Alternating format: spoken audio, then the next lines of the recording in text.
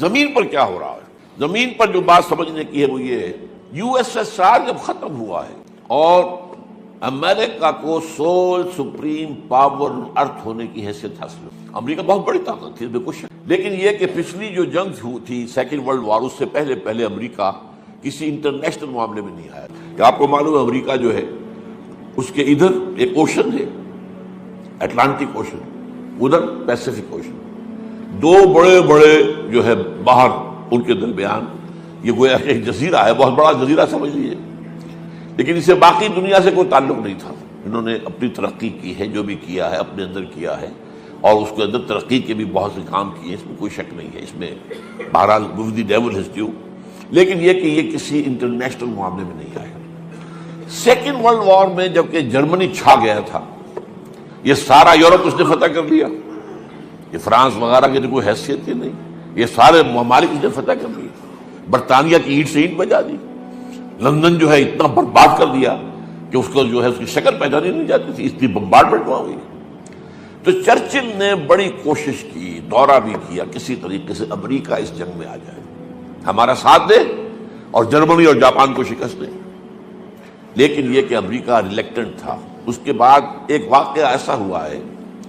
اب میں نہیں کہہ سکتا کہ ہو سکتا ہے وہ بھی یہود کی سازش سے ہوا ہو، اور ہو سکتا ہے کہ وہ خود ہو گیا۔ پرل ہاربر ایک بہت بڑی جگہ ہے،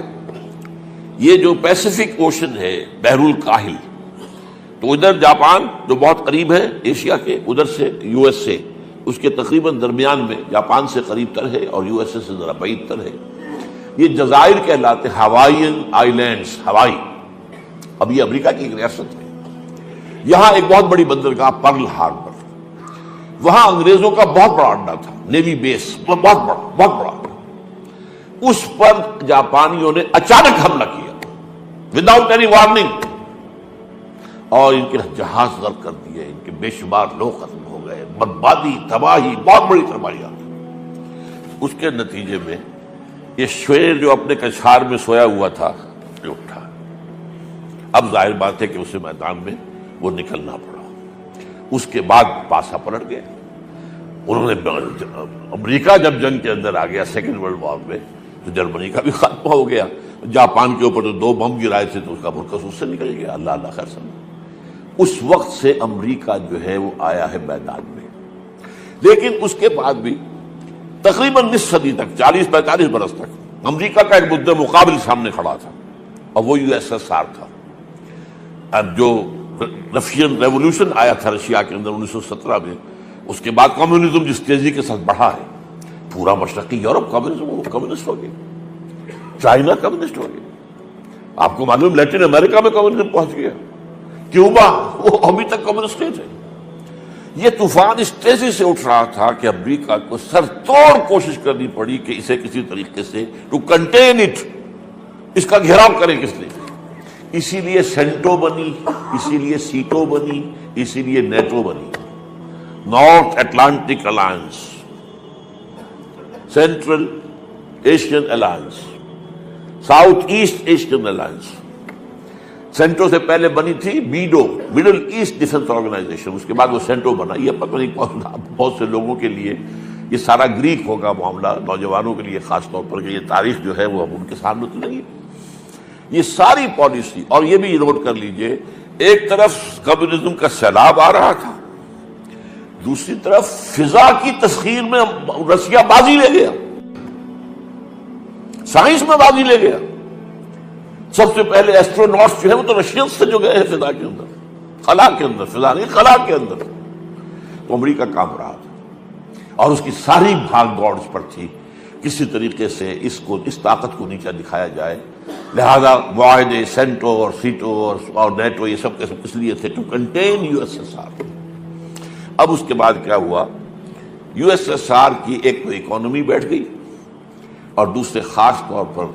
جو حماقت ہوئی رشیا سے یا یو ایس ایس آر سے کہ وہ افغانستان میں حملہ آور ہو گیا، یہاں افغان کھڑا ہو گیا اس کے مقابلے کے لیے۔ امریکہ کو بہترین موقع مل گیا، مریں گے افغان، پیسہ ہم دیں گے، پیسہ دیں گے، ہتھیار دیں گے، مرو تم، ہم نہیں مریں گے، لڑو تم، لڑو ان سے، روسیوں سے، پیسے جتنے چاہو لے لو، بڑے بڑے ٹرنک، بڑے بڑے بکس بھرے آ رہے ہیں ان کے ڈالرز کے، اور وہ بڑی بڑی جو گاڑیاں آپ کو معلوم ہے، مجاہدین جو تھے افغانستان کے، یہ حکمت یار صاحب اور فلاں صاحب، یہ کیسے عظیم گاڑیوں کے اندر بڑی بڑی سائز کی 4 وہیل ڈرائیو گاڑیوں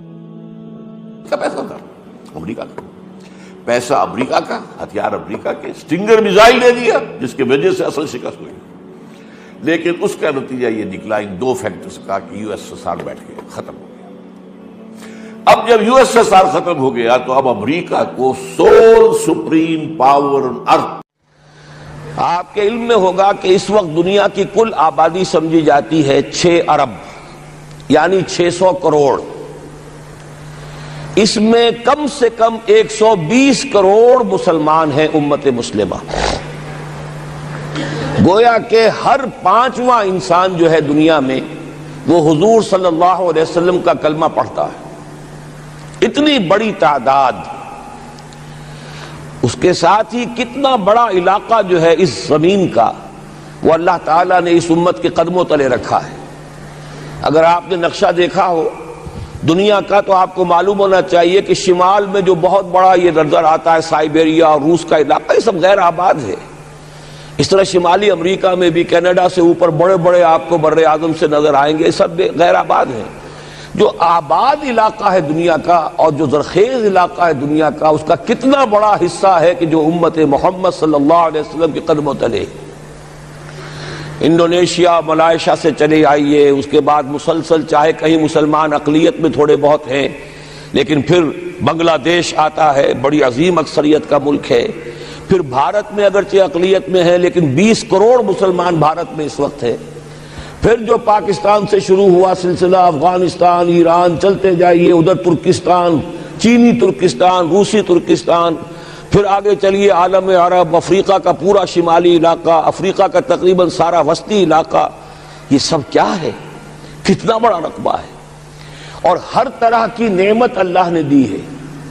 اس میں نباتات بھی ہیں، اس میں معدنیات بھی ہیں، اور سب سے بڑھ کر آج کی دنیا میں جو اہم ترین شے ہے کہ پیٹرول جو ہے، تیل جو ہے، اس کے سب سے بڑے ذخائر وہ ہیں کہ جو مسلمانوں کے قدمے تلے۔ اتنی تعداد میں ہونے کے باوجود، اتنے وسائل کے پر بظاہر قابض ہونے کے باوجود،